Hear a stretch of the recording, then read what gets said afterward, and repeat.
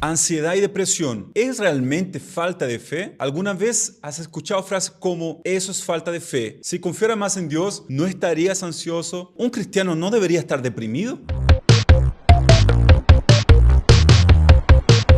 Para muchos cristianos, enfrentar problemas de salud mental se convierte en una doble carga. No solo deben lidiar con su ansiedad y depresión, sino también con la culpa de pensar que su fe es insuficiente. Pero, ¿realmente es falta de fe la causa de estos problemas? ¿O estamos simplificando demasiado una realidad compleja que involucra cuerpo, mente y espíritu? Hoy vamos a analizar este tema desde una perspectiva íntegra, considerando tanto la dimensión espiritual como las evidencias médicas y psicológicas. Veremos qué dice la Biblia, qué nos muestra la ciencia y cómo podemos ayudar a quienes sufren en silencio. La salud mental no puede reducirse solo a la dimensión espiritual. Para algunas corrientes dentro del cristianismo, todo problema emocional es resultado de una vida espiritual débil o de la acción demoníaca. Pero en realidad eso es mucho más complejo. Según la Organización Mundial de Salud, 1 de cada 4 adultos experimentará un trastorno mental en algún momento de su vida. Las investigaciones muestran que estos problemas no tienen una única causa, sino que son el resultado de varios factores genéticos,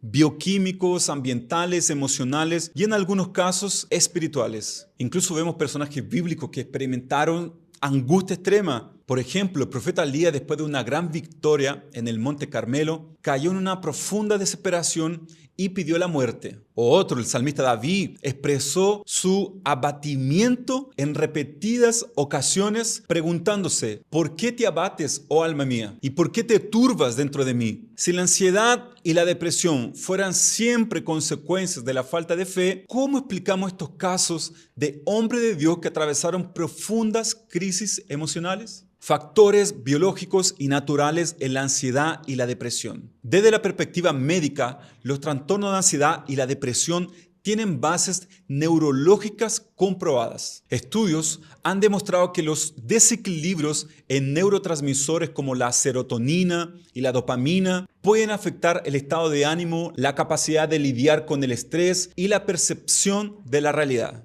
Además de la química cerebral, el estilo de vida influye mucho en la salud mental. La privación del sueño, el estrés crónico, la falta de ejercicio físico, la alimentación deficiente y el aislamiento social pueden agravar o incluso desencadenar trastornos emocionales. El tratamiento de estos problemas no siempre es solo espiritual. En muchos casos, es necesario un enfoque multidisciplinario que incluye terapia psicológica, cambios en el estilo de vida y en algunos casos medicación. Buscar ayuda profesional no significa falta de fe, sino reconocer que Dios nos ha dado recursos para cuidar de nuestra salud de manera integral. La dimensión espiritual. Ni todo es demoníaco, ni todo es meramente físico. El otro extremo del problema es cuando ignoramos completamente la dimensión espiritual. Como cristianos, creemos que nuestra vida interior también tiene implicaciones espirituales. La Biblia nos muestra que el pecado y la separación de Dios pueden producir angustia. En el Salmo 32, 3 y 4, David describe su estado emocional antes de confesar su pecado.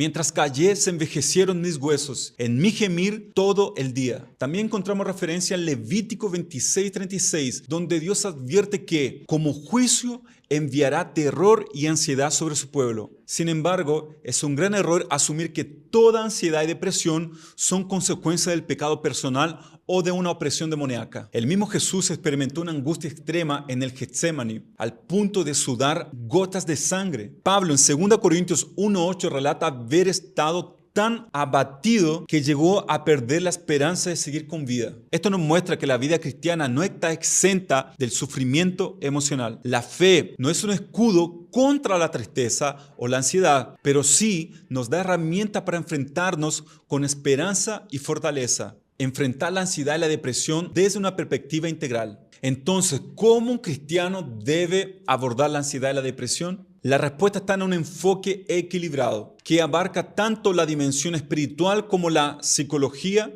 y física.